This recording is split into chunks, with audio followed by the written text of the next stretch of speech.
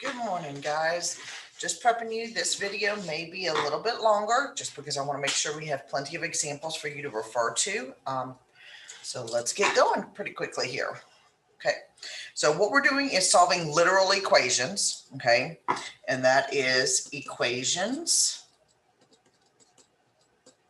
with multiple variables. It means more than one letter. More than one letter. All right, so let's look at these two examples. Okay, so we're solving for x. So we use the same solving equation rules. Okay, so my goal is to get the x by itself, so I have to move what's farthest away. So I'm going to add 5 to both sides. So we have 2x equals 18. And now to get the x by itself, we divide by 2. This is what we've been doing and drilled into the brain. So we end up with x equals 9. The difference here is we're going to do it the same processes, but we're going to have all letters. So I've got to move what's farthest away, which is the b. So I'm going to move the b to the other side first because my goal is to still get the x by itself. I subtracted 5, so I'm going to do the same. I am subtracting 5 right now, so therefore I'm going to add 5 here. So I'm going to do the same thing. I'm going to add b to both sides. And this zeroes out, and I bring down the rest, and I have ax equals, this is where things are going to get different. C and B are not like terms. I cannot add them together. So I'm going to actually just write C plus B. Now I continue my work. My goal is still to get the x by itself. So at this point, I'm going to do ask how are they connected? They're multiplying, so I'm going to divide by a to everything. This cancels, and therefore x equals c plus b, all divided by a. This is my final answer.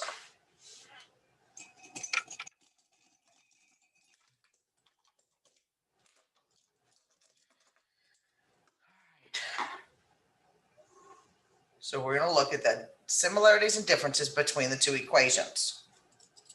Some things to note. Both use opposite operations to isolate variable or what you want.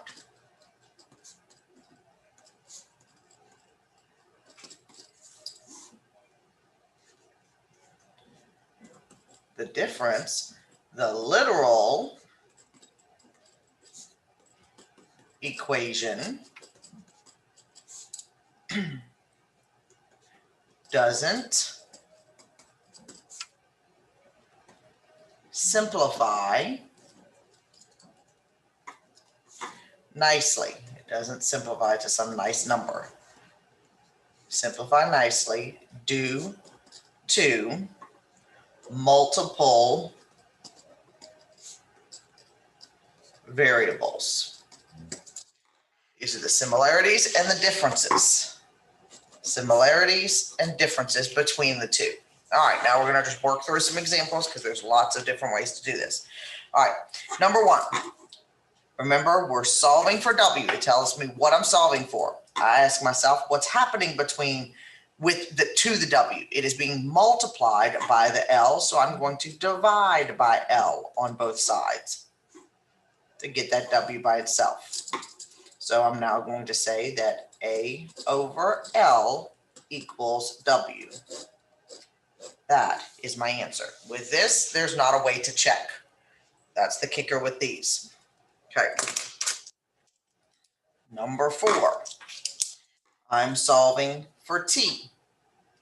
Well, I can move one thing at a time, or I can realize that I'm not going to circle that because it takes 8. I'm just going to underline it. Okay. I can look to see what is with it. The P and the R, they're both multiplied to it. Since it's all multiplication, there's not anything else that's going on, I can divide by both at that same time. And now we end up with T equals I over PR as the final answer. Next example. R. I want just R, not R squared, just R. Remember that. Okay, so I'm going to look to see. I've got to move what's with it first. I can't take the squared yet. I've got to move the pi. Pi is being multiplied, so I'm going to divide by pi to both sides. And that's going to give me A over pi equals R squared. I am not finished yet. R is not by itself. This is where we have to remember, how do I get something, how do I undo squared? The opposite of squared is square root. So if you need to remember that over here, okay, x squared is opposite of square root of x. Those are opposites, which means I can take the square root of each side. And when I do that, that's when the R gets by itself. So I'm going to have R equals the square root of A over pi. And this is my answer.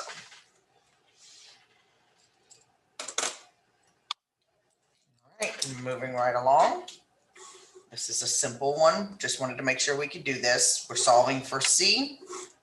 How is it connected? I'm subtracting S, so I'm going to add S to both sides. This cancels, and I end up with C equals M plus S. And there's my answer.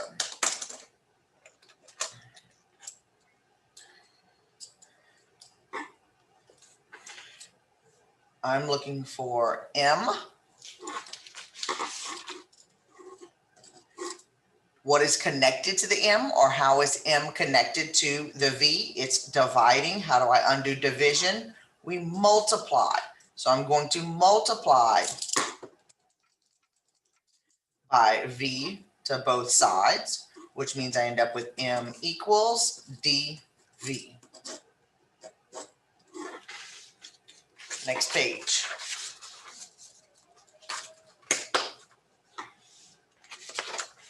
Key to think, some little quick notes here.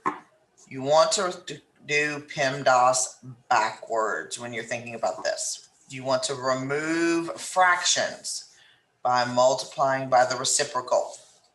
You want to always remove the fractions. If you can remove them first, get rid of them.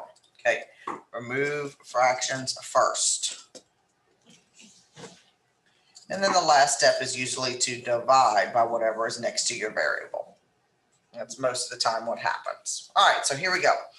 We're going to jump down and we're going to look at number 11. We're solving for M. Well, first things first, I got to get rid of that fraction. It's dividing by 2, so I'm going to multiply by 2 on both sides. When I multiply by the 2 on the right, this cancels. So now I have 2k equals mv squared. It's not by itself yet. So what is connected to the m? The v squared by multiplication. So I'm going to divide by v squared on both sides. And when I do that, we end up with, this cancels, and I'm left with m equals 2k over v squared. This is my final answer.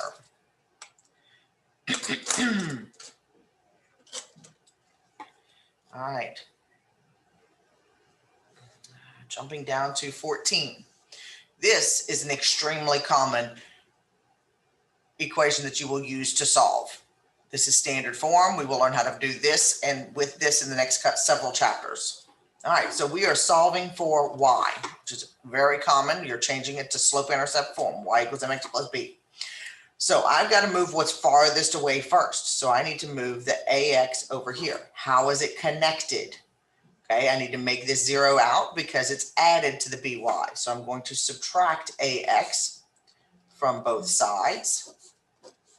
This zeroes out, bring it down, and I now have BY equals C minus AX. And now I've got to get Y by itself. So it's B and Y are connected by multiplication. So I'm going to divide by B to everything.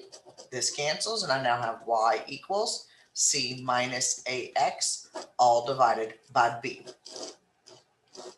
And there's my final answer. Okay, 16. I know there's several of these guys, and I appreciate your patience. I'm just trying to make sure you're exposed to all the different ways because this can trip lots of people up. Okay, I'm solving for T. Again, I've got to move what's farthest away from what I'm looking for first. So I've got to move this P over here. So I'm going to subtract P from both sides. So this zeroes out, and I have A minus P equals P R T. Now I need to, excuse me, get the T by itself. So I've got to move the PR. So I'm going to divide by PR to both sides. Now, this is where you're going to be tempted to think, well, wait a minute, these P's can cancel. There's not a P in both spots, so I have to leave it be. I cannot do anything with it. So my final answer is T equals A minus P all over PR. This is the final answer. I do not try to simplify this because it's letters. If it were numbers, we might be able to think about it differently, but it's letters, so we leave it alone. Last example. 14. We're looking for B1. That is inside these parentheses. That means I got to get rid of everything on the outside before I can even begin the inside. Okay?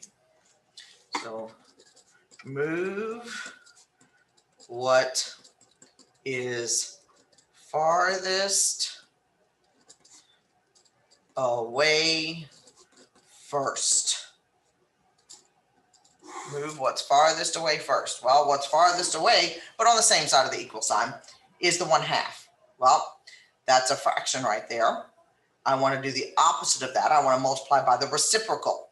Okay, so we're going to multiply by the reciprocal.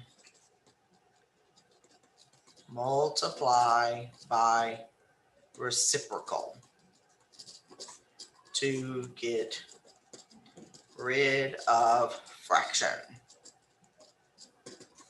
So I'm going to multiply both sides by 2 over 1. 2 over 1, which means this is going to go away. Because if I do 2 over 1 times 1/2, it simplifies to 2 over 2, which is 1.